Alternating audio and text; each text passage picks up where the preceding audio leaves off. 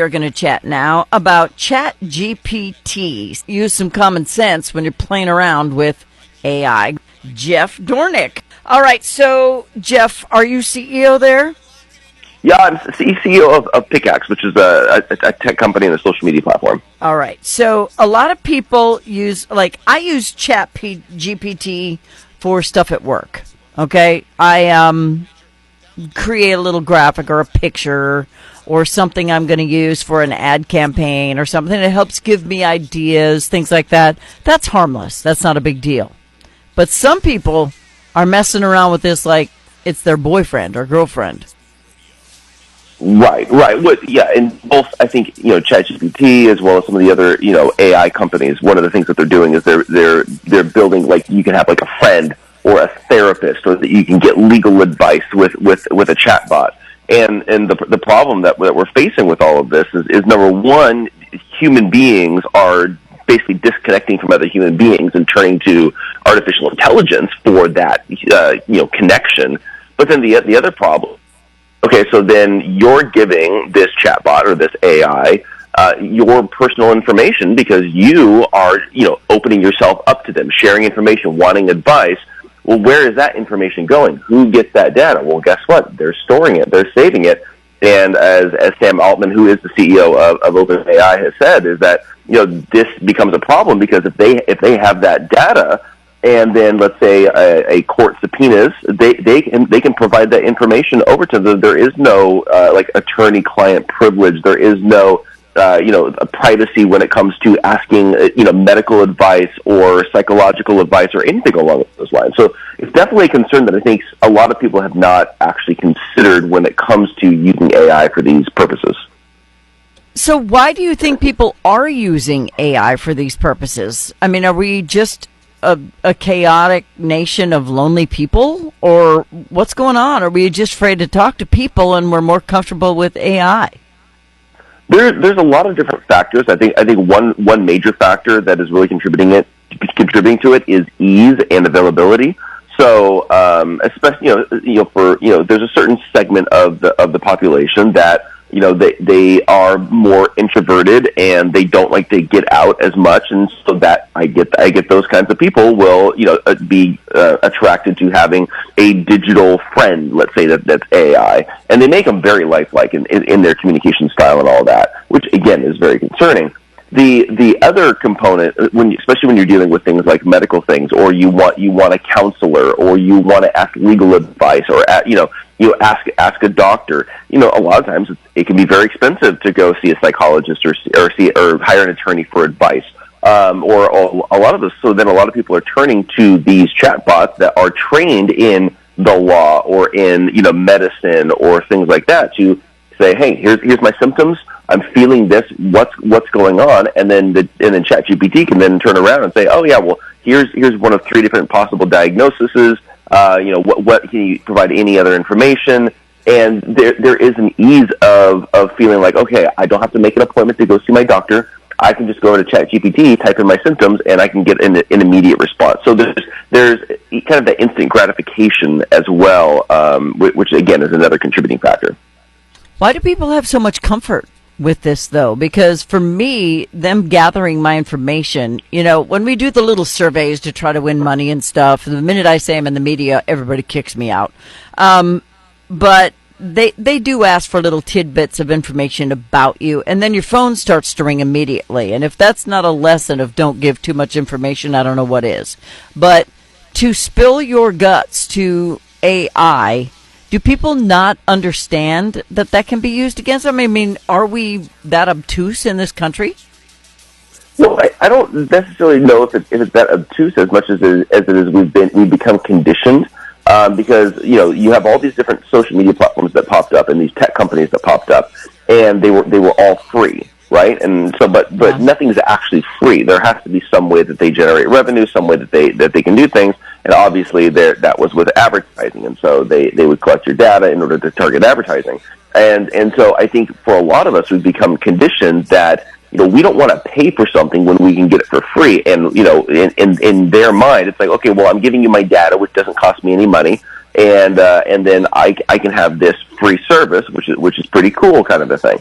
So we've been conditioned like this for the last 20, 30 years as all these tech platforms have been growing and building. And I think that's obviously a major problem now, because now data is king with everything. It's going in to fuel artificial intelligence. The AI is being used in all sorts of crazy ways, and everything goes back to data. And this is another concern that I have with the Trump administration going so gung ho on AI and integrating it in as many possible ways as they can. Is now we've got our own government, collecting as much data as they possibly can on all of us. Is that what we really want as Americans? I would argue no, but also at the same time, this is the name of the game that we have enabled by getting all this free stuff in exchange for our data. Well, I'd rather have our government have it than China, to be honest with you. But it's one of those things where you just got to use common sense. I mean, you can't just trust everything online, but for some reason, if you've grown up with it, it just doesn't seem that important.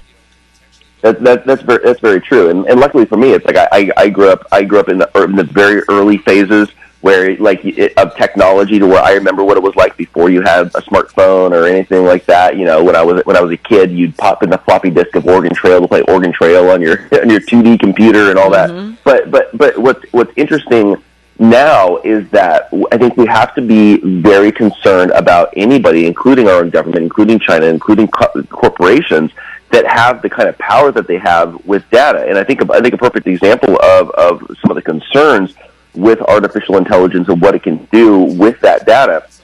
There's a guy that I just interviewed on my show yesterday. His name is Ted Wall. He's a leftist columnist and cartoonist. And but he had been somewhat critical of ChatGPT for a variety of reasons. And so what did OpenAI do? They ended up canceling him and basically dehumanizing him from the platform. So if you go in and type in Ted Wall into ChatGPT, it will not answer anything about it. It'll start to write the name Ted Wall, it give you an explanation of, let's say, his background or whatever it is, and about halfway through writing his name, it'll just say, this is a violation of our terms of service. Well, okay, so he's basically deleted from existence within ChatGPT. But also, the same ChatGPT, the same OpenAI, also has government contracts. Now, is that same database and that same large language model being applied into our government? So would that mean that people that are being deleted by ChatGPT and dehumanized by ChatGPT, does that also apply when it's applied in the government?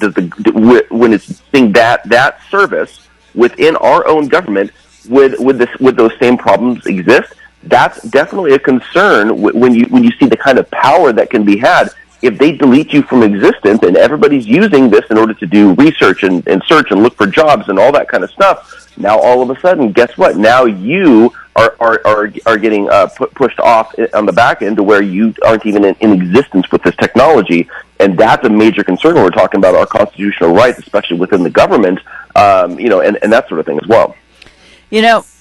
I don't like to give my information to even family members, so I can't imagine just spewing it out to AI. But people have this notion of AI as it's just this thing that isn't collecting data.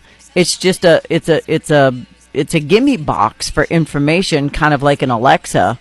But it is programmed to give you certain answers. And a lot of them are programmed by people who probably don't even agree with me politically or morally. So I would be afraid of what it would tell my children. So we should probably talk to our kids, right? Yeah, we should definitely talk to our kids. And also, that's another concern that Elon announced that they're coming out with Baby Grok, which is an artificial intelligence that's geared towards young kids. And that, again, you're just sitting here and you're like, is this really what we want to be introducing to our children? Number one, because, okay, so what kind of information is going to be input into our children's minds without me being there, being present, or something along those lines? But also on the flip side, is that really what's best for our children developmentally? I have a 3-year-old son. We do no screen time. He doesn't watch TV, doesn't have an iPad, doesn't do anything like that, because developmentally, that stunts their growth. If you just think about it, when you sit down and you read a book or you have a conversation with somebody and they're describing an event, what does your mind do? Your mind has to imagine that. So your brain is working and critically thinking as you're hearing the story or reading the story. But if you're watching something, let's say on the television or on the phone, then all of a sudden your brain doesn't have to work anymore because it's giving you not only the story, but also the visuals. You don't have to fill in any blanks. And I think that, and so then you start relying on that, and then that's actually hurting a lot of young people's creativity. A lot of people complain that, they're in entertainment, there's not the same level of creativity that we had 50 years ago. Well, yeah, because you have all these people that are growing up just watching television, just watching their phones, and they're just being absorbed by it to where they're losing that creative ability that we once had before all of this technology. But so just imagine where you're taking away every possible chance for a child to critically think and to learn something because they can go to AI and just immediately get the answer. And that's enough. Then you take it to its logical extreme, which would be Neuralink, which is what Elon Musk has said that is basically like a brain chip that can be implanted in your brain, connected to the internet and artificial intelligence. And just by thinking something, you can get information. Well, now all of a sudden, now you don't have to learn anything anymore because you can rely on this technology to instantly get the information. So then you're kind of getting a bunch of smart, dumb people that has access to all the information, but they don't know how to do it. They don't know how to think for themselves, and they're completely reliant upon this technology. That's the end game here that people don't realize.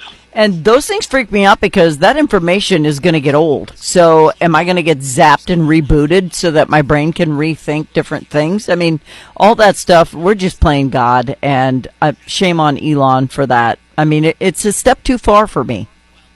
Right. Well, and Elon on Joe Rogan's podcast, he even said that that with Neuralink that they would have the ability to erase your memories and replace them with new ones, which again is absolutely terrifying because you wouldn't even know it because guess what? Your memory was erased. Yeah. So he's talking about that. You have Yuval Noah Harari that has already said that they can control us from within, that we no longer have free will in this new era of technology and AI and all of that. So it's when you're dealing with all of this, to me, it's very terrifying. Again, for me, being in tech, and I'm researching this. I'm looking at all of these companies. I'm seeing what they're doing. I'm like, I don't want this end game. I don't want to see where they're trying to take this. You know, Elon was asked by Benjamin Netanyahu, "What's the end game of AI? Where does all this take us?" And he said, "It's either going to be Terminator, or in Elon's words, it's going to be heaven on earth." And Netanyahu asked him, "Okay, so what does heaven on earth look like?" Elon explains. It's basically we have universal basic income because we don't have to work anymore because AI and robots will do everything for us, and then you basically just think something and it basically comes to existence. You can do whatever you want, you can be whatever you want. So he basically described a very hedonistic lifestyle. I always say it's almost like we just become all-consuming blobs of flesh, kind of like in the movie WALL-E that Pixar put out several years ago. You're just sitting. You're taking away what it means to be human. I grew up as an athlete playing basketball. You struggle. You learn from your mistakes. You push through. But we're taking all of that away, and we're losing what it means to be human. So weird that you said WALL-E, because that's exactly where my brain went, where everybody was so fat they were rolling around in chairs. I mean, muscle mass is a thing of the past. Anyway, I'm almost out of time, but I know you have a show and you've written books. And where do people get that information about your products? Yeah, definitely. You can definitely you can buy my books. I've got a new book called Following the Leader coming out. Very, very, very soon. So you guys can pre-order that at jeffdornick.com. And then also I do have a social media platform that's completely constitutionally protected free speech. It's called Pickaxe, Pickax.com. You guys can sign up today. The web version that is out right now, but the app will be dropping here in the next few weeks. So definitely stay tuned for that. Okay. ChatGPT has its useful properties, but be careful what you ask it and tell it, because it's going to remember and probably give the information to someone who really doesn't need to have it. CEO at Pickaxe, Jeff Dornick. Thank you for your time, sir. Thank you. Bye-bye.